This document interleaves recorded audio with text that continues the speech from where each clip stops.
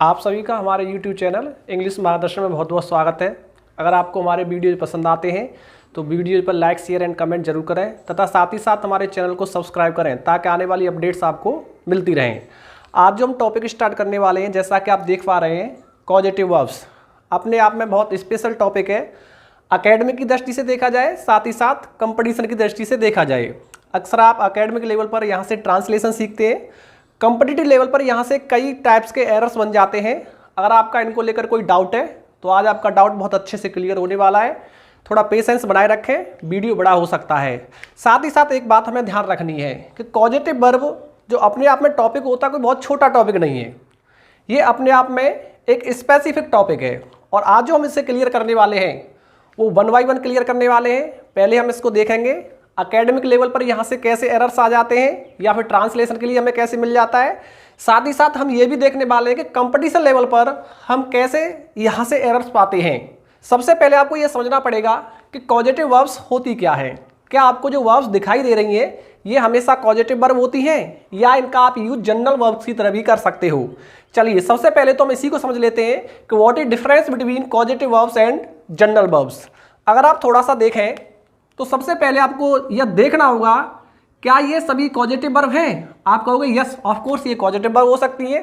साथ ही साथ आप ये भी कहोगे भाई ये जनरल वर्ब्स भी हो सकती हैं। जरूरी नहीं है कि एक सेंटेंस में इनका यूज कैसे हुआ हो, कॉजेटिव वर्ब की तरह हुआ हो। तो सबसे पहले समझना पड़ेगा what is difference between causative verbs and general verbs. Causative verb क्या होती है भाई? आप कहते हो when someone oblique something is indirectly responsible for an action। आपने क्या लिखा है? पॉजिटिव वर्ब क्या होती हैं? जब कोई भी या कोई चीज क्या होती है भाई? इनडायरेक्टली रेस्पॉन्सिबल होती है। किस चीज के लिए रेस्पॉन्सिबल होती है? किसी भी एक्शन के लिए रेस्पॉन्सिबल होती है। इन सच टाइप ऑफ वर्ब्स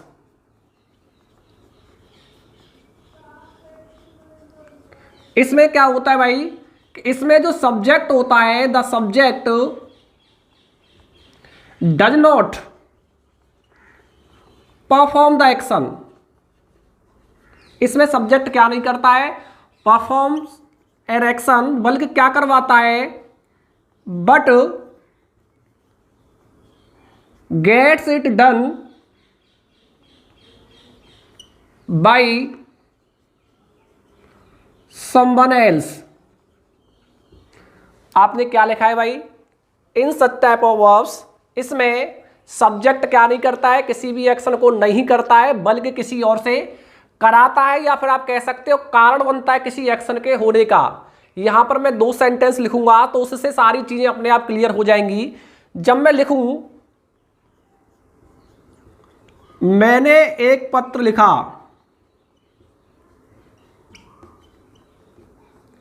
और एक और सेंटेंस लिख दूं मैंने एक पत्र लिखवाया। Is there any difference between the 2 sentences? अगर देखा जाए तो पहला सेंटेंस कह रहा है मैंने एक पत्र लिखा। इट मीन्स एक्शन करने वाला कौन है भाई? मैं हूं। मैं क्या कह रहा हूं कि मैंने एक पत्र लिखा। But in the second sentence आप क्या कह रहे हो? मैंने एक पत्र लिखवाया। इट मीन्स पत्र लिखने का कार्य मैंने नहीं किया है बल्कि किसी और से कराया है। और जब आप क्या करते हो? अपने किसी कार्य को खुद न करके किसी और से कराते हो, हमने क्या बोला कि वहां पर आप किसका यूज करते हो? कॉजेटिव वर्ब्स का यूज करते हो। वही डेफिनेशन हमने बनाई है, when someone something is indirectly responsible for action. Action होता तो है लेकिन यहां पर करने वाला सब्जेक्ट खुद नहीं होता बल्कि किसी और से कराता है। वो क्या कहलाती है? हमारी कॉजेटिव वर्ब्स कहलाती हैं। In such type of verbs क्या होता है? The subject does not perform an action. Subject कोई कार्य नहीं करता बल्कि क्या करता है? Gets it done by somebody else या समवन एल्स, किसी और से इसको कराता है। तो यहां से आपने क्या समझा भाई कि मैंने एक पत्र लिखा। इट मीन्स लिखने वाला पत्र कौन था? मैं था। आप कैसे बनाओगे? I wrote a letter. इस मीन्स आपका जो एक्शन है वो पास ओवर हो रहा है किस पर भाई? अ लेटर पर। आपका एक्शन कहां पास ओवर हो रहा है? अ लेटर पर, लेकिन इन सेकंड सेंटेंस आप कह रहे हो मैंने एक पत्र लिखवाया, यहां पर हमने डिस्क्लोज नहीं किया है कि किससे पत्र लिखवाया, लेकिन हमने क्या लिखवाया भाई, यहां पर पत्र लिखवाया। It means I got oblique had a letter retain.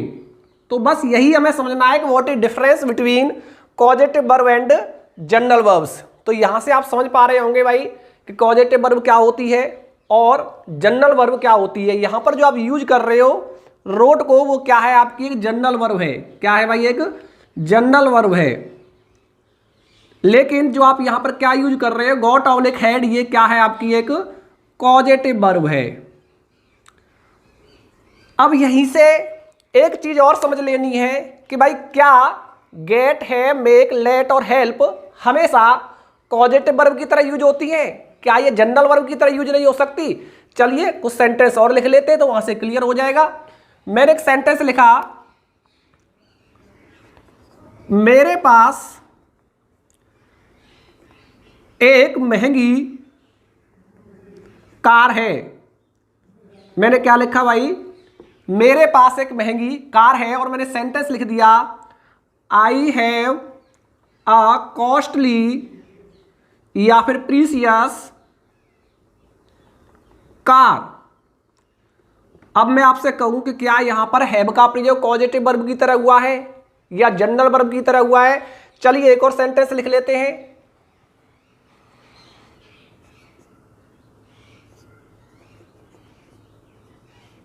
मुझे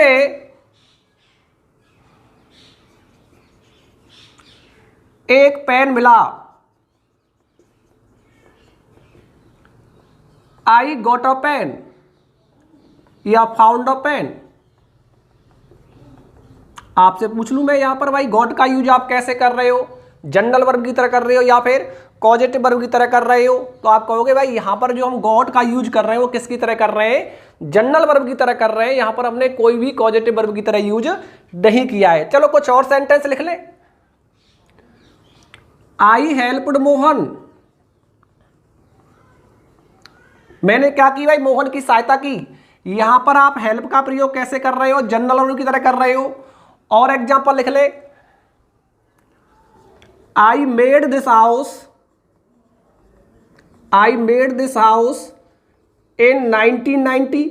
अब यहां पर आप जो मेड का यूज कर रहे हो कैसे कर रहे हो, एक जनरल वर्ब की तरह कर रहे हो। तो फर्स्ट ऑफ ऑल आपको क्या समझ लेना है कि what is difference between causative verbs and general verbs. तो आपने क्या कहा, कॉजेटिव वर्ब में क्या होता है भाई, जिसमें एक्शन करता खुद न करके बस किसी और से कराता है, वो क्या कहलाती है, कॉजेटिव वर्ब। जबकि जनरल वर्ब की तरह आप जब इनका यूज करते हो तो इसमें करता क्या करता है, स्वयं ही कार्य को करता है। जैसे मेरे पास क्या है, एक महंगी कार है, तो यहां पर हैव का सेंस है क्या, पजेशन के रूप में आया है, रखना।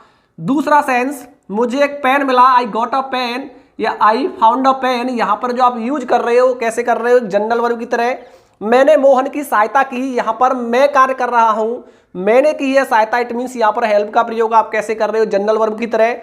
और last sentence, I made this house in 1990, आप लिख सकते हो आई कंस्ट्रक्टेड या I built this house in 1990। मैंने इस घर को बनाया, कब बनाया भाई, इन 1990। तो यहां पर जो आपने मेक का यूज किया है वो कैसे किया है, एक जनरल वर्ब की तरह यूज किया है। तो I think your topic is now clear कि what is difference between general verbs and causative verbs. चलिए अब थोड़ा सा आगे बढ़ते हैं और स्ट्रक्चर को देखते हैं कि स्ट्रक्चर क्या रहेगा। चलिए थोड़ा समझते हैं, स्ट्रक्चर को देखते हैं। तो आपको कॉजेटिव वर्ब के दो स्ट्रक्चर देखने को मिलते हैं। पहला मिलता है एक्टिव वॉइस स्ट्रक्चर। तो सबसे पहले हम एक्टिव वॉइस के स्ट्रक्चर को यूज करेंगे, देखते हैं। सबसे पहले क्या आएगा भाई, सब्जेक्ट। सब्जेक्ट के बाद आपको क्या यूज करना है, गेट, मेक, हैव, लेट और help plus living plus B1 plus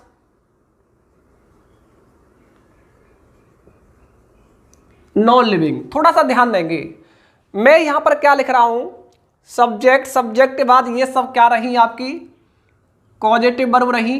क्या रही भाई? ये कॉजेटिव वर्ब रही। और ये कॉजेटिव वर्ब किसके अनुसार यूज होंगी? आपके टेंस के अकॉर्डिंग। किसके यूज करना है आपको? इनको टेंस के अकॉर्डिंग यूज करना है। यानी जैसा टेंस आएगा उसी टेंस के अकॉर्डिंग आप क्या कर दोगे? इनको परिवर्तित कर दोगे।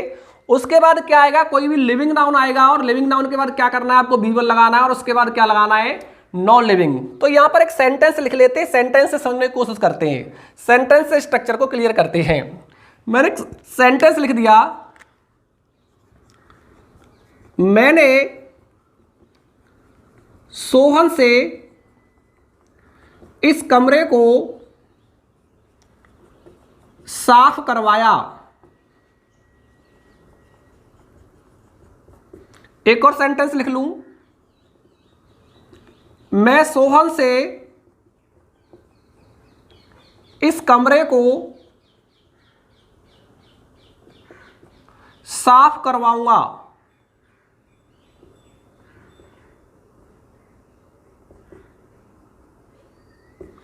दोनों सेंटेंस को नोटिस करो। क्या ये जनरल वर्ब का उदाहरण है या कॉजेटिव वर्ब का है? आपने कहा कि भाई मैंने कमरे को खुद साफ नहीं किया है बल्कि किसी और से कराया है। इट मींस यहां पर ये जनरल वर्ब तो नहीं है। कौन सी वर्ब है भाई? कॉजेटिव वर्ब है। चलिए ठीक है, वेरी गुड। अब थोड़ा सा आगे बढ़ते हैं। मैंने सोहन से, यानी जो मेरा एक्शन है वो पास ओवर हो रहा है किस पर? सोहन पर। और सोहन का जो एक्शन पास ओवर हो रहा है किस पर? कमरे पर। यानी मैंने तो क्या कहा भाई? सोहन से कहा, और सोहन ने फिर क्या कहा? उस कमरे क्या किया? सोहन ने उस कमरे को साफ किया। इट मींस इस सब्जेक्ट का जो एक्शन है वो पास ओवर होगा किस पर? लिविंग नाउन पर। किस पर एक्शन पास ओवर होगा भाई? लिविंग नाउन पर। और फिर उस लिविंग का एक्शन पास ओवर होगा किस पर? नॉन लिविंग पर। इट मींस यहां से आपको यह सीख लेना है कि जब सेंटेंस में कर्ता कार्य करने वाला दिया हो, साथ ही साथ जिससे हमने कार्य करवाया है वो भी दिया हो, तो वहां पर जो हम स्ट्रक्चर यूज करते हैं वो कौन सा यूज करते हैं? एक्टिव वॉइस का स्ट्रक्चर यूज करते हैं। दोबारा समझते हैं इस बात को। पहली बात तो क्या दिया हो? कर्ता दिया हो, साथ ही साथ जो करने वाला है वो भी दिया हो, तो वहां पर हम कौन सा स्ट्रक्चर यूज करते हैं? एक्टिव वॉइस का स्ट्रक्चर यूज करते हैं। दोबारा समझेंगे। मैंने किससे कमरे को साफ करवाया? आप कहोगे सोहन से। यानी मेरा एक्शन पास ओवर हुआ किस पर? सोहन पर। और फिर सोहन ने क्या कार्य किया भाई? इस कमरे को साफ किया। तो इसका मतलब सोहन का एक्शन पास हो रहा है किस पर? कमरे पर। तो यह जो स्ट्रक्चर कहलाता है यह क्या कहलाता है? आपका एक्टिव वॉइस का स्ट्रक्चर कहलाता है। अब थोड़ा ध्यान दें, हमने क्या लिखा है? सब्जेक्ट के बाद ये जो कॉजेटिव वर्ब आएंगी वो किसके अकॉर्डिंग यूज करनी है आपको? टेंस के अकॉर्डिंग। यानी यहां पर ये चीज डिफाइन करेगी कि आप इन वर्ब को कैसे यूज करोगे। दूसरी बात, क्या सभी के साथ यही स्ट्रक्चर रहता है? नहीं। थोड़ा सा हम ध्यान देंगे, ये जो गेट के साथ स्ट्रक्चर है यह बदल जाता है। जनरली हम स्पेसिफिक सीखेंगे, दोनों प्रकार से सीखेंगे। हमने पहले क्या लिया है? सबको साथ लिया है। उसके बाद थोड़ा सा आगे आपको हिंट देंगे कि इस प्रकार के सेंटेंसेज आप किसका यूज करके बनाएं। चलिए एक बार इस सेंटेंस को बनाते हैं।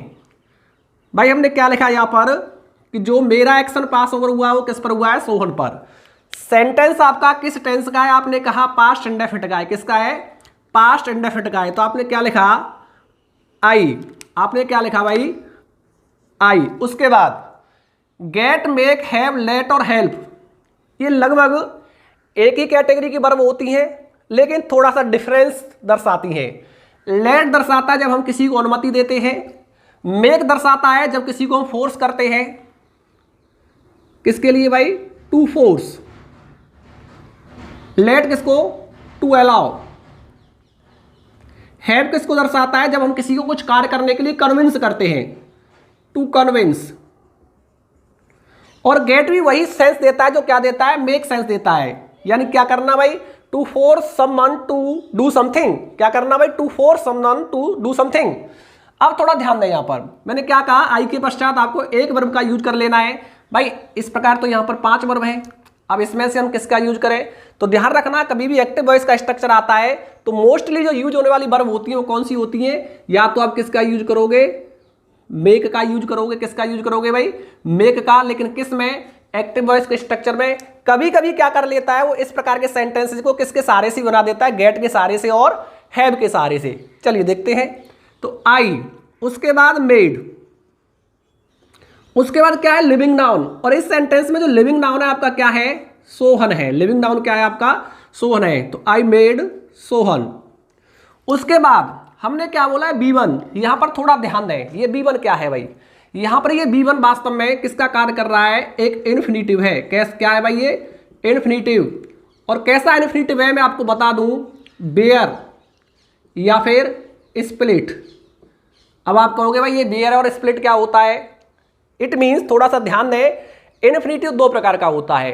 एक तो होता है आपका कैसा, इन्फिनिटिव विद टू, और एक क्या होता है इन्फिनिटिव विदाउट टू। हमने क्या कहा, इन्फिनिटिव दो प्रकार का हो सकता है, एक जो बनता है क्या 2 + B1, और एक जो बनता है सिर्फ B1। इसको हम क्या कहते हैं, बेयर, और ऊपर वाले को क्या कहते हैं हम, इन्फिनिटिव विद टू। क्लियर है। तो यहां पर जो आपको इन्फिनिटिव यूज करना है वो क्या यूज करना है, बेयर या फिर स्प्लिट इन्फिनिटिव यूज करना है। तो आपने क्या लिखा, आई मेड सोहन क्या भाई, क्लीन दिस रूम। आपने क्या लिख दिया, आई made Sohan clean this room. It means आपका एक्शन पास ओवर हो रहा है किस पर, सोहन पर, और सोहन का जो एक्शन पास ओवर हो रहा है किस पर, रूम पर। क्लियर है भाई। अब थोड़ा सा आपको बोला गया था कि भाई क्या ऐसे सेंटेंसेस सिर्फ इसका यूज करके बनते हैं, बेड के बाद ध्यान रखना हमेशा कैसा इन्फिनिटिव आता है यहां पर, स्प्लिट इन्फिनिटिव, यानी टू का यूज आप यहां पर नहीं करते। क्लियर है। अब थोड़ा सा आगे बढ़े भाई, क्या सिर्फ मेड का यूज करके ऐसे सेंटेंसेस बनाए जा सकते हैं, कुछ और नहीं बन सकता? यस ऑफ कोर्स बन सकता है। आप चाहो तो कैसे लिख सकते हो सेंटेंस को, आई गॉट सोहन, लेकिन ध्यान देना टू क्लीन दिस रूम, यानी यहां पर ध्यान दें सभी, ऊपर तो हम यूज कर रहे थे क्या, स्प्लिट इन्फिनिटिव, लेकिन यहां पर हम जो यूज कर रहे हैं वो क्या कर रहे हैं, इन्फिनिटिव विद टू का प्रयोग कर रहे हैं। स्ट्रक्चर दोनों सही है, यह भी सही है और यह भी सही है। आप चाहें तो यहां पर क्या यूज कर सकते हैं, इस गॉट के स्थान पर किसका यूज कर सकते हैं, हैव का यूज कर सकते हैं, लेकिन ध्यान रखना हैव के बाद भी कैसा आता है भाई, बेयर इन्फिनिटिव आता है। आप चाहे तो क्या लगा सकते हैं, यहां पर हैड का यूज कर सकते हैं। कैसे लिख सकते हैं, I had Sohan clean this room. ठीक है, क्लियर है।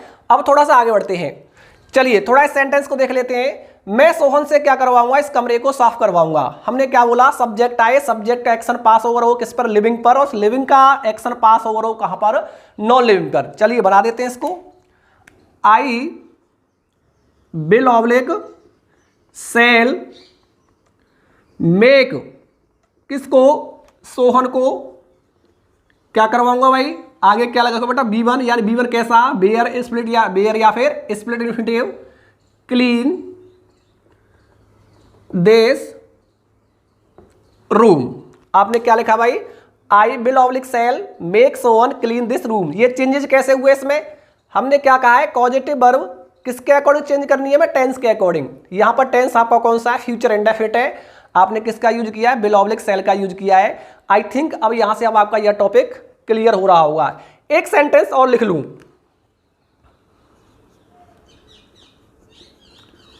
मैंने उसे एक क्रिकेट मैच खेलने दिया। और हमने क्या बोला है, जब किसी को आप क्या करो, कुछ अलाउ करो, जब आप क्या करो, किसी को कुछ अलाउ करो, वहां पर किसका यूज करना है आपको, लेट का यूज करना है। कैसे बना दोगे, आई let him play a cricket match, I let him play a cricket match. यानी जब भी किसी सेंटेंस में क्या है, किसी को आप क्या करते हो, किसी चीज को अलाउ करते हो करने के लिए, तो वहां पर आपको किसका यूज करना है, लेट का यूज कर लेना है। अब थोड़ा एक सेंटेंस हेल्प का देख लेते हैं। मैंने इस प्रश्न को हल करने में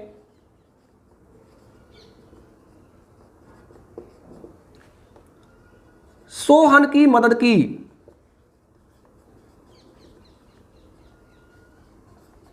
इट मीन्स कैसे बनाओगे आप इसको,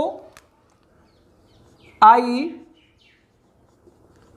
हेल्प्ड क्या सोहन, आप चाहे तो टू लगाइए, आप चाहे तो टू को हटा दीजिए, यह आपकी इच्छा पर निर्भर करता है। आई हेल्प्ड सोहन क्या सॉल्व दिस क्वेश्चन। तो इट मीन्स हमने यहां पर सारी कैटेगरी समझ ली है कॉजेटिव वर्ब की। अब थोड़ा सा एक बात समझिए, मैंने क्या किया भाई, इस प्रश्न को हल करने में क्या की, सोहन की मदद की। जब आप क्या करते हो, किसी की हेल्प करते हो, तो वहां पर आप किस कॉजेटिव वर्ब का यूज करोगे, हेल्प। अब थोड़ा सा यहां पर समझने की जरूरत ही है, क्या ये प्योरली सभी कॉजेटिव वर्ब्स हैं? नहीं। अगर इनमें आप प्योर कॉजेटिव वर्ब्स की बात करो, तो जो प्योर कॉजेटिव वर्ब्स की कैटेगरी में आती है वो एक तो गेट आती है आपकी, और क्या आती है भाई, मेक आती है, और क्या आता है, हैव।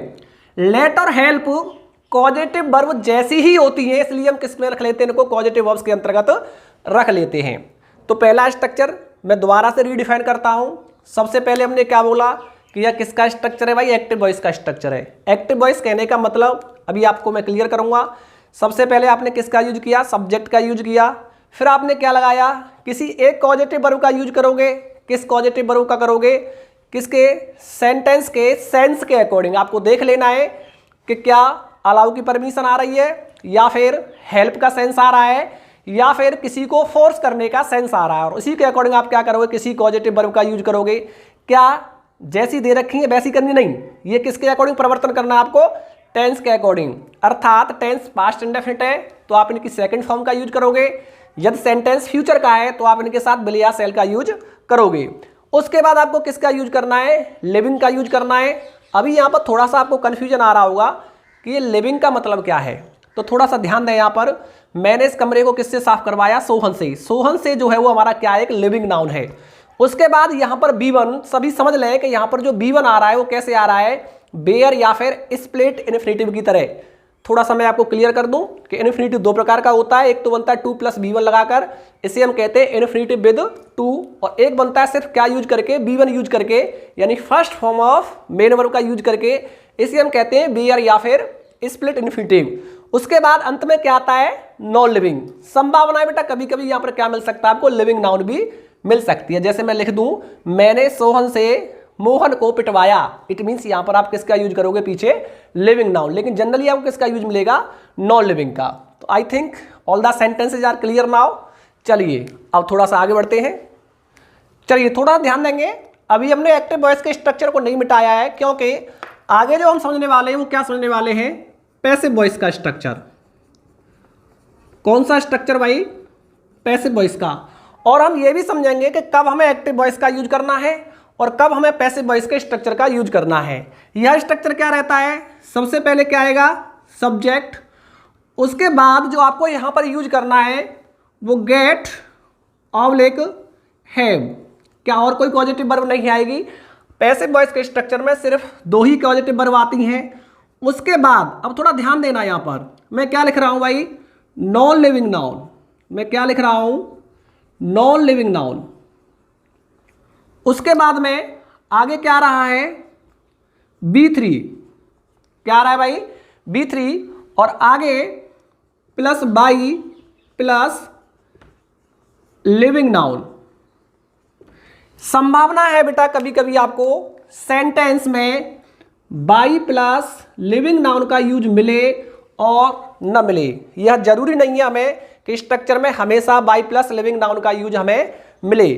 थोड़ा क्लियर कर लेते हैं भाई इसका यूज कब करना है, हमें गेट और हैव का यूज करना है। अब आपके मन में एक डाउट आया कि भाई गेट और हैव तो एक्टिव वॉइस के स्ट्रक्चर में भी आ रहे हैं और गेट और हैव जो है पैसिव वॉइस के स्ट्रक्चर में भी आ रहे हैं, क्या इनमें कोई डिफरेंस है? बिल्कुल डिफरेंस है। थोड़ा सा ध्यान दें, यहां पर जो आप यूज कर रहे हो क्या यूज कर रहे हो, B1, लेकिन यहां पर जो यूज कर रहे हो आप B3 यूज कर रहे हो। चलिए एक सेंटेंस को दोबारा लिखते हैं और सारी चीजों को क्लियर करते हैं। सेंटेंस लिख दूं मैं,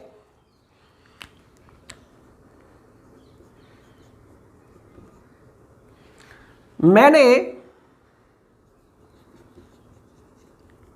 सोहन से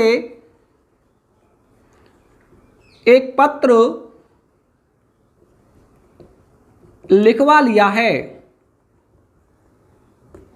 एक और सेंटेंस लिख लूं मैं, मैंने सोहन से एक पत्र लिखवाया।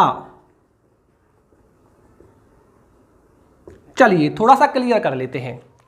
हमने क्या बोला भाई कि यहां पर जो स्ट्रक्चर रहेगा वो क्या रहेगा, गेट और हैव का स्ट्रक्चर रहेगा, और ये किस में रहेगा, पैसिव वॉइस में रहेगा। सबसे पहले थोड़ा सा ध्यान दें, ऊपर वाला सेंटेंस क्या कह रहा है, जब सब्जेक्ट का जो एक्शन है पास ओवर हो किस पर, लिविंग नाउन पर, और फिर उस लिविंग का एक्शन कहां पास ओवर हो रहा था, नॉन लिविंग पर। लेकिन इस वाले सेंटेंस में आप थोड़ा सा ध्यान दें, मैंने सोहन से एक पत्र लिखवा लिया है, इसका मतलब कहीं ना कहीं आपने कहा कि भाई इसका एक्शन तो पास हो रहा है किस पर, सोहन पर, और इस सोहन का जो एक्शन पास ओवर हो रहा है वो किस पर, एक पत्र यानी ऑब्जेक्ट पर। अब आप कहोगे कि भाई इस स्ट्रक्चर में और इस स्ट्रक्चर में तो मुझे कोई डिफरेंस नजर नहीं आ रहा है। यहां पर सब्जेक्ट का एक्शन पास ओवर हुआ किस पर, लिविंग नाउन पर, और लिविंग का एक्शन पास ओवर हुआ किस पर, नॉन लिविंग पर। अब आप कहोगे भाई मैं तो इसमें क्या करूंगा, ऊपर वाली स्ट्रक्चर का यूज करूंगा। बिल्कुल सही बात है आपकी। आप चाहें तो इसमें ऊपर वाले स्ट्रक्चर का भी यूज कर सकते हो, और आप चाहें तो इसमें सेकंड स्ट्रक्चर अर्थात पैसिव वॉइस वाली स्ट्रक्चर का भी यूज कर सकते हो। चलो पहले से ऊपर वाले स्ट्रक्चर से बनाते हैं। मैंने लिखा I have made Sohan write a letter. Sentence बिल्कुल सही है, सेंटेंस में कोई एरर नहीं है। अब आप कहोगे कि भाई जब ऊपर वाला स्ट्रक्चर ही एड ऑफ है तो इस नीचे वाले स्ट्रक्चर की आवश्यकता क्यों पड़ी। बिल्कुल पड़ती है बेटा। कहां पड़ती है, थोड़ा डिस्कस करेंगे, सब्र बनाए रखें। पहले इस सेंटेंस को समझ लेते हैं। आपने कैसे बना दिया, सब्जेक्ट का एक्शन पास ओवर किस पर, लिविंग नाउन पर, और उस लिविंग का एक्शन पास ओवर किस पर, नॉन लिविंग पर। अब आप चाहें तो क्या कर सकते हैं, इस वाले स्ट्रक्चर को, किस वाले स्ट्रक्चर को भाई, केवल मैं ध्यान देना कहां से कहां तक लिख रहा हूं, यहां से लेकर यहां तक। ये जो आपका क्या है, एक्टिव वॉइस का स्ट्रक्चर है। आप चाहें तो इसे कैसे लिख सकते हैं, पैसिव वॉइस में लिख सकते हैं। किस में लिख सकते हैं भाई, इसको आप पैसिव वॉइस में लिख सकते हैं। चलिए लिखने का प्रयास करते हैं। आप कैसे लिखोगे, आई, उसके बाद हैव। अब मैंने क्या कहा भाई, पैसिव वॉइस के स्ट्रक्चर में केवल दो ही वर्ब आती हैं, या तो गेट आती है या फिर क्या आती है, हैव। अब क्योंकि सेंटेंस कैसा है, प्रेजेंट परफेक्ट टेंस का है, और मैंने क्या बोला, ये किसके अकॉर्डिंग चेंज होती थी, टेंस के अकॉर्डिंग। तो यहां पर ये भी किसके अकॉर्डिंग चेंज होंगी भाई, टेंस के अकॉर्डिंग। किसके अकॉर्डिंग, टेंस के अकॉर्डिंग। चलो थोड़ा सा बना दें, आई हैव, उसके बाद गॉट या फिर हैड। यहां पर जो हैड यूज कर रहे हो आप किसकी तरह, B3 की यूज तरह, और गॉट क्या कर रहे हो, B3 की तरह use. A letter written by Sohan, यानी यह स्ट्रक्चर भी करेक्ट है। अब भाई डिफरेंस समझते हैं। चलो अभी आपसे मैंने क्या बोला था, कुछ स्ट्रक्चर इसके द्वारा भी पॉसिबल है और कुछ स्ट्रक्चर इसके द्वारा भी पॉसिबल है। कब पॉसिबल है, जब एक ऐसा सेंटेंस दिया हो, सब्जेक्ट का एक्शन पास ओवर हो रहा हो किस पर, लिविंग पर, और उस लिविंग का एक्शन पास ओवर हो रहा हो किस पर, नॉन लिविंग पर। वहां पर आप चाहें तो एक्टिव वॉइस का यूज कर ले, वहां पर आप चाहें तो पैसिव वॉइस का यूज कर ले। लेकिन एक कंडीशन होती है कि पैसिव वॉइस में सिर्फ गेट या हैव का ही यूज होता है। आप किसका यूज नहीं कर सकते, आप मेक का यूज नहीं कर सकते, लेट का यूज नहीं कर सकते, और हेल्प का यूज नहीं कर सकते। तो थोड़ा सेंटेंस को नोटिस करें। आई हैव गॉट जो यूज कर रहे हो क्या है, यहां पर B3 है। क्या है भाई, B3 है। और जो नीचे आप यूज कर रहे हो हैड, ये भी क्या है आपकी, B3 है। क्लियर हो रहा है। चलिए थोड़ा दूसरा सेंटेंस देखते हैं। मैंने सोहन से एक पत्र लिखवाया। चलिए बनाते हैं। I made Sohan write a letter. Sentence का स्ट्रक्चर बिल्कुल सही है, कोई दिक्कत नहीं है, आप बिल्कुल बना सकते हो ऐसे। लेकिन मैंने क्या कहा था, जब सब्जेक्ट का एक्शन पास ओवर हो लिविंग पर और लिविंग का एक्शन पास ओवर हो किस पर, नॉन लिविंग पर, तो आप इस स्ट्रक्चर को, ये कैसा स्ट्रक्चर है भाई, एक्टिव वॉइस का, आप इसे चाहे तो किस में लिख सकते हैं, पैसिव वॉइस में। लेकिन पैसिव वॉइस के लिए जरूरी क्या है, सब्जेक्ट के बाद किसका यूज हो, गेट या फिर हैव का, और उसके बाद क्या है भाई, कोई भी नॉन लिविंग नाउन आए। इसका मतलब आई गॉट ऑब्लिक हैड, उसके बाद अ लेटर रिटन बाई किसके द्वारा, सोहन के द्वारा। इट मीन्स यह भी अब क्या है, करेक्ट है। आई थिंक अब आपका डिफरेंस क्लियर हो गया होगा कि what is difference between active voice का जो स्ट्रक्चर होता है कॉजेटिव वर्ब के साथ क्या रहता है और पैसिव वॉइस का स्ट्रक्चर कॉजेटिव वर्ब के साथ क्या रहता है। चलिए अब एक डाउट और क्लियर कर लेते हैं कि कहां पर आप सिर्फ पैसिव वॉइस के स्ट्रक्चर का यूज करोगे या फिर सिर्फ एक्टिव वॉइस के स्ट्रक्चर का यूज करोगे। चलिए थोड़ा समझ लेते हैं। अभी हम कह रहे थे कि हमें बस ये समझना है कि कहां पर हम सिर्फ पैसिव वॉइस के स्ट्रक्चर का यूज करेंगे या सिर्फ एक्टिव वॉइस के स्ट्रक्चर का यूज करेंगे। क्या यूज नहीं कर पाएंगे हम, इस पैसिव वॉइस के स्ट्रक्चर का यूज नहीं कर पाएंगे या फिर एक्टिव वॉइस के स्ट्रक्चर का यूज नहीं कर पाएंगे। एक सेंटेंस लिख दूं, यह काम रमन से करवाओ। यह काम किससे करवाओ भाई, रमन से करवाओ। अपने बाल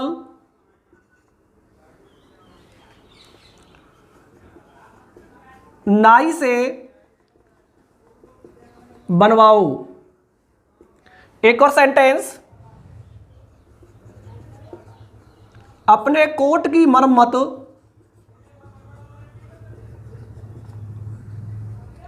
करवा लो। थोड़ा इन सेंटेंसेस को नोटिस करें और देखें क्या ये सेंटेंस एक्टिव वॉइस वाले स्ट्रक्चर से बन सकते हैं। दोनों स्ट्रक्चर आपके सामने लिखे हुए हैं। अब थोड़ा सा आप नोटिस करेंगे तो पाएंगे भाई हमने क्या बोला था कि सब्जेक्ट का एक्शन पास ओवर हो किस पर, लिविंग पर, और फिर उस लिविंग का एक्शन पास ओवर हो नॉन लिविंग पर। यहां पर कहीं भी हमें सब्जेक्ट दिखाई नहीं दे रहा है।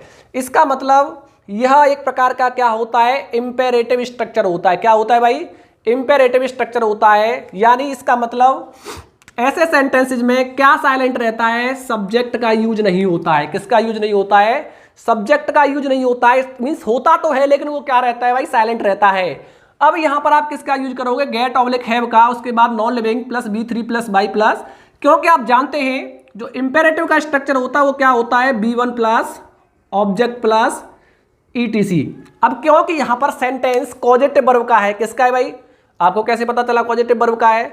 आपने कहा कि यह काम किससे करवाओ, रमन से करवाओ, तो इसका मतलब ये क्या रहा, आपका पॉजिटिव वर्ब का सेंटेंस रहा। आप इसमें किसका यूज नहीं कर सकते, एक्टिव वॉइस का यूज नहीं कर सकते। थोड़ा समझते हैं। गेट ऑब्लिक हैव में से आप कोई भी एक यूज कर सकते हो, गेट ऑब्लिक हैव, उसके बाद नॉन लिविंग नाउन, और नॉन लिविंग क्या है भाई इसमें, दिस वर्क, दिस वर्क, उसके बाद B3 इट मीन्स डन, उसके बाद बाई, और उसके बाद living noun it means Raman. अब आपको ये क्लियर हो पा रहा होगा कि जब भी हमें इंपेरेटिव रिलेटेड क्या मिल जाए, स्ट्रक्चर मिल जाए, तो वहां पर आप किसका यूज करोगे, सिर्फ वॉइस वाले स्ट्रक्चर का यूज करोगे। आने वाली पॉजिटिव वर्ब सिर्फ क्या रहेंगी, गेट या फिर हैव। अपने बाल नाई से बनवाओ, इट मीन्स क्या करवाओ भाई, get oblique have your hair, क्या B3 कट बाई, किससे भाई, नाई से, बार बार। तो आई थिंक क्लियर है। थोड़ा एक और सेंटेंस देख लें, अपने कोट की मरम्मत करवा लो। हमने क्या कहा है भाई, अपने कोट की मरम्मत करवा लो, किससे करवा लो हमने नहीं बताया। तो हमने क्या बोला था पहले ही स्टार्टिंग में कि बाई प्लस लिविंग नाउन जरूरी नहीं है मिले, कभी कभी क्या मिलता है, सिर्फ हमें गेट ऑब्लिक है plus non living noun plus B3, यानी get oblique have your coat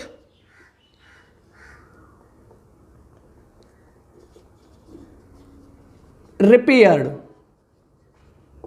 I think अब यह स्ट्रक्चर क्लियर है। आपने यहां पर किसका यूज किया है, बस केवल पैसिव वॉइस का यूज किया है। अब मैंने क्या बोला कि भाई किसी किसी सेंटेंस में सिर्फ किसका यूज होता है, एक्टिव वॉइस का यूज होता है, किसका यूज नहीं हो सकता, पैसिव वॉइस का यूज नहीं हो सकता। दो सेंटेंसेस देखें, यहां पर हम लिख लेते हैं, मैंने घोड़े को तेज दौड़ाया। थोड़ा इस सेंटेंस को देखें, आप कैसे बनाओगे, आई made the horse run fast. क्या आप इसको पैसिव वॉइस के स्ट्रक्चर से बना सकते हो, नहीं। अब इस मामले में पैसिव वॉइस का स्ट्रक्चर यूज नहीं होगा, सिर्फ आप किससे बना सकते हो भाई, एक्टिव वॉइस से बना सकते हो। देखें दोबारा से, आई made the horse run fast. एक और सेंटेंस लिख लें, मैंने बच्चे को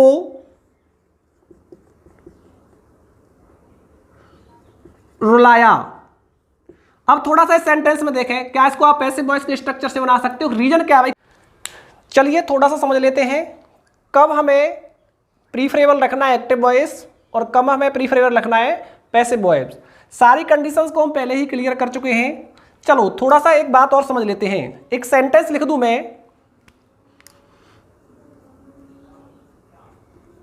मैंने नाई से अपने बाल कटवाए। मैंने क्या लिखा? मैंने नाई से अपने बाल कटवाए। मैंने धोबी से कपड़े धुलवाए।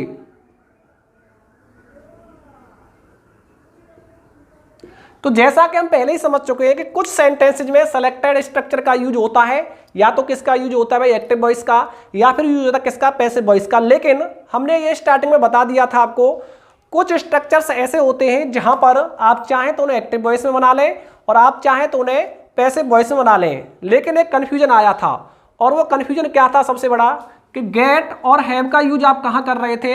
एक्टिव वॉइस में कर रहे थे, और साथ ही साथ गेट और हैव का यूज कहाँ पर कर रहे हो? पैसिव वॉइस में कर रहे हो। तो अब हमें कैसे डिफरेंस मालूम होगा कि यहाँ पर गेट और हैव का यूज जो हो रहा है वो एक्टिव वॉइस में हो रहा है, या फिर गेट और हैव का यूज कहाँ पर हो रहा है? पैसिव वॉइस में। तो आपके पास दो तरीके हैं। पहला तरीका क्या है कि आप किसका यूज कर लो भाई? यहाँ पर थोड़ा ध्यान दो, जब आप गेट का और हैव का क्या यूज करते हो? एक्टिव वॉइस में यूज करते हो, तो उसके बाद जो आने वाला क्या रहता है? बेयर इन्फिनिटिव रहता है, और यानी आप फर्स्ट फॉर्म वर्ब का यूज करते हो। लेकिन आप जब इसको पैसिव वॉइस में लगाते हो तो यहां पर ध्यान दो, किसका यूज करते हो आप? मेन वर्ब की थर्ड फॉर्म का यूज करते हो। तो यहां से क्लियर हो जाता है कि गेट और हैव का यूज एक्टिव वॉइस में हुआ है या फिर पैसिव वॉइस में।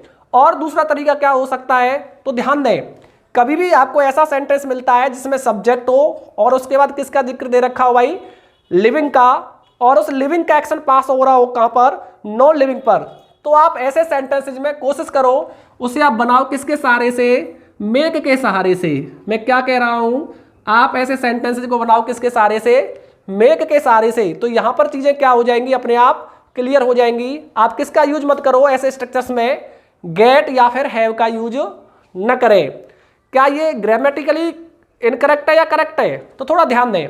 आप ऑफ कोर्स गेट और हैव का यूज कर सकते हो, कोई दिक्कत नहीं है। लेकिन मैं आपके कंफ्यूजन को दूर करने के लिए ट्रांसलेशन के दौरान क्या बता रहा हूं आपको कि आप किसका यूज करो? सब्जेक्ट के बाद किसका यूज करो? मेक का यूज करो, और फिर किसका यूज करो? लिविंग नाउन का, और उसके बाद किसका यूज करो?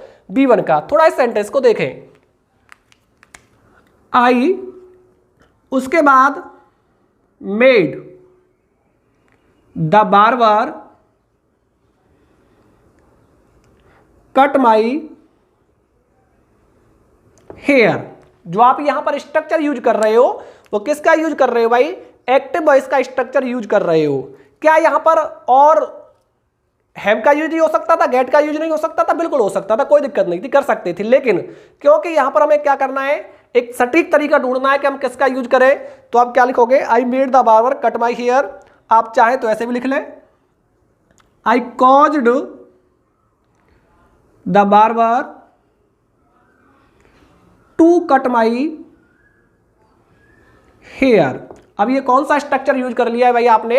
एक्टिव वॉइस का स्ट्रक्चर यूज कर लिया है। आप चाहें तो इसे कैसे लिख सकते हो? पैसिव वॉइस में भी लिख सकते हो। कैसे लिखेंगे? आई हैड ऑब्लिक गॉट, आगे non living noun, my hair cut by the barber. Clear हो पा रहा है? चलो अगला सेंटेंस और देख लेते हैं। इस स्ट्रक्चर में हम सारे टाइप देख लेते हैं, किस किस टाइप से हम कर सकते हैं। मैंने धोबी से कपड़े धुलवाए, आई मेड द वाशरमैन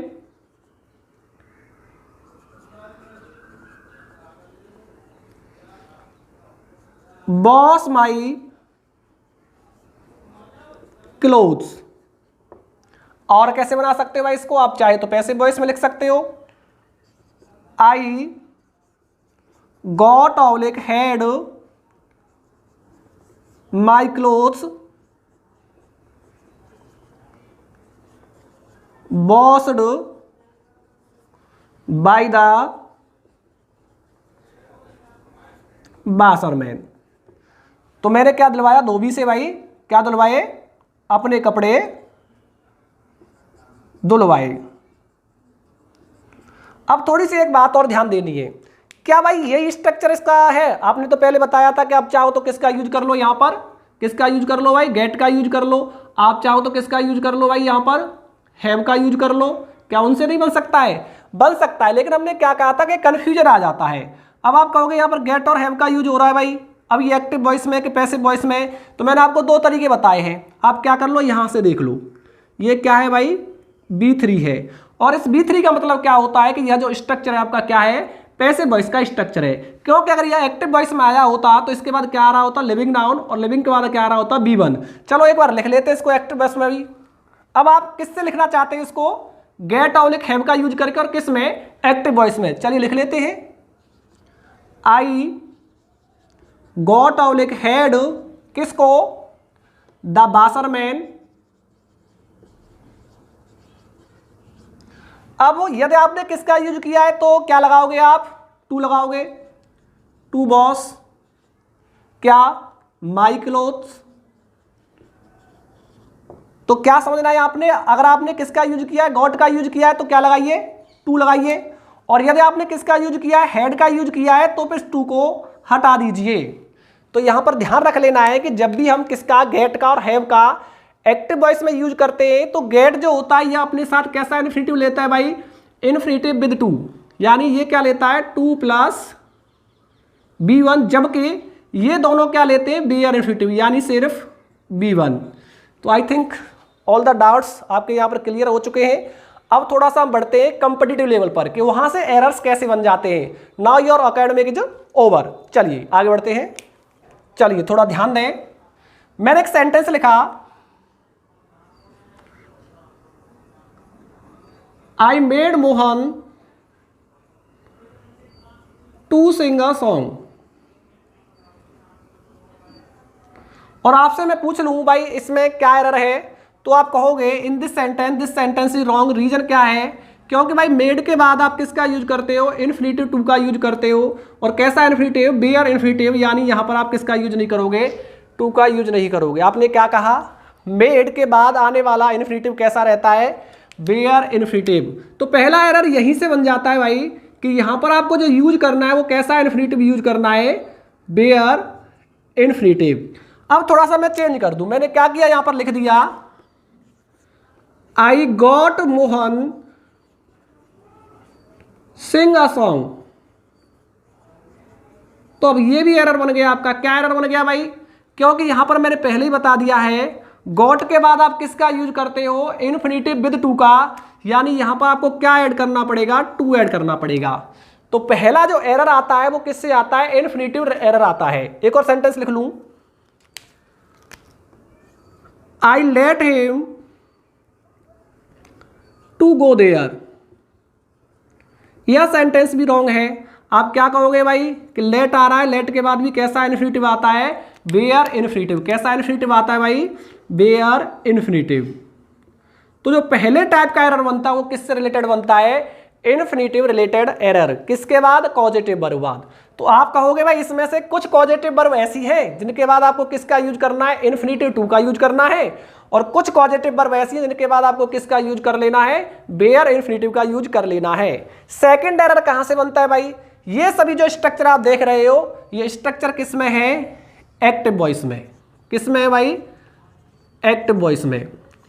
अब थोड़ा सा मैं क्या करता हूं, इनको पैसिव वॉइस में चेंज कर लेता हूं। किस में, पैसिव वॉइस में। अब पैसिव वॉइस में क्या बनेगा, चलिए देख लेते हैं। मैंने इसका पैसिव वॉइस बनाया और क्या लिखा,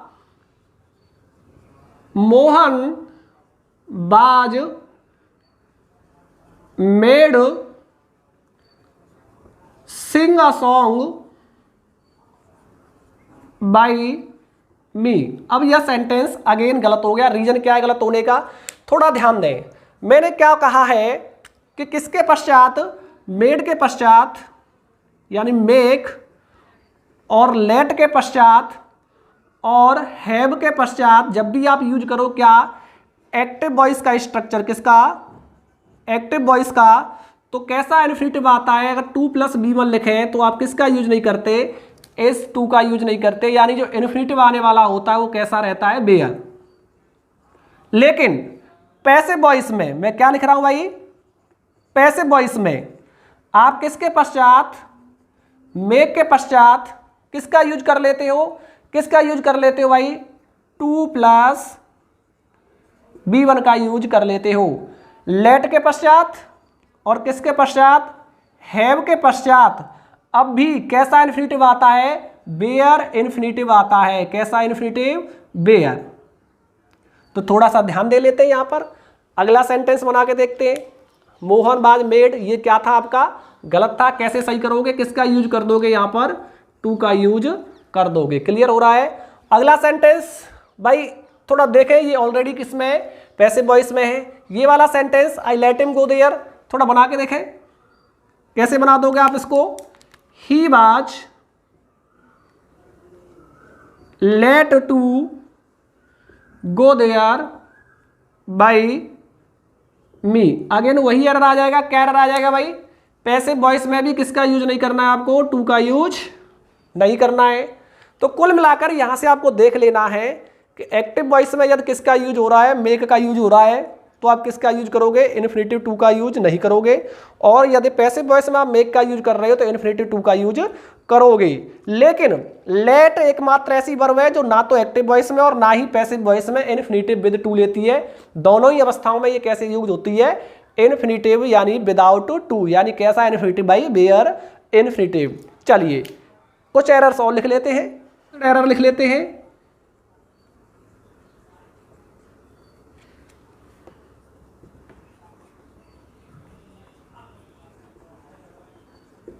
चलिए मिक्स्ड एरर देख लेते हैं एक बार। सबसे पहले आपने देखा I had the mechanic to fix my TV. हम पहले ही डिस्कस कर चुके हैं कि भाई जब किसका प्रयोग करें आप, मेक का प्रयोग करें, किसका प्रयोग करें, लेट का प्रयोग करें और किसका प्रयोग करें, हैव का प्रयोग करें, तो इनके बाद जो इन्फिनिटिव आता है वो कैसा आता है भाई, बेयर इन्फिनिटिव आता है। इट मीन्स इस सेंटेंस में जो एरर है वो क्या है, इस 2 को आप रिमूव करेंगे तो यहां पर आपका गिवन सेंटेंस क्या हो जाएगा, सही हो जाएगा। सेकंड सेंटेंस देखें, गेट योर कार रिपेयर। अब थोड़ा सा ध्यान दें, अब यह सेंटेंस स्टार्ट हो रहा है किससे, गेट से। इट मीन्स गेट से स्टार्ट होने का मतलब यह इंपेरेटिव रहा होगा। और हम जानते हैं कि इंपेरेटिव में केवल आप कौन से स्ट्रक्चर का यूज करते हो, पैसिव वॉइस के स्ट्रक्चर का। इसका मतलब गेट योर कार रिपेयर नहीं होगा, क्या हो जाएगा यहां पर, रिपेयर्ड। थोड़ा सा आगे बढ़े, आई मेड मोहन संग अ सॉन्ग। संग कभी नहीं आएगा, ध्यान देना, क्योंकि यह क्या है भाई, एक्टिव वॉइस का स्ट्रक्चर है। किसका है, एक्टिव वॉइस का। और आप जानते हैं कि एक्टिव वॉइस में यहां पर किसका यूज करना होता है इनके बाद, B1 का। क्या भाई, B1। तो यहां पर क्या आ जाएगा, सिंग। आगे बढ़े, I got the work do by my servant.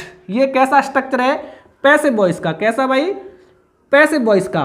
कहने का मतलब यहां पर अब क्या आएगा, डन। क्या आएगा, डन। आगे समझे, हैव दिस रूम क्लीन। बहुत छोटा सेंटेंस है लेकिन बहुत जबरदस्त एरर है। कहने का मतलब यहां पर भी ये कैसा स्ट्रक्चर रहा होगा भाई, ध्यान दें दूसरे वाले स्ट्रक्चर पर, पैसिव वॉइस का। इसका मतलब क्या आएगा यहां पर, हैव दिस रूम क्लीन्ड। क्या यूज करोगे भाई आप, क्लीन्ड। आई थिंक हमने आपके सारे डाउट्स कॉजेटिव वर्ब से रिलेटेड दूर कर दिए होंगे। यार फिर भी आपका कोई डाउट रह जाता है तो आप हमें कमेंट सेक्शन में ड्रॉप कर सकते हैं। साथ ही साथ ध्यान रखना है कि कॉजेटिव वर्ब अपने आप में एक स्पेशल टॉपिक है और आज हमने इसको डिटेल से डिस्कशन किया है। साथ ही साथ हमने एकेडमिक प्लस कॉम्पिटिटिव लेवल दोनों को डिस्कस किया है, कहाँ हमें कैसे एरर मिल जाता है। और अगर आपको वीडियो पसंद आता है तो वीडियो को लाइक शेयर एंड कमेंट जरूर करें। बहुत बहुत धन्यवाद।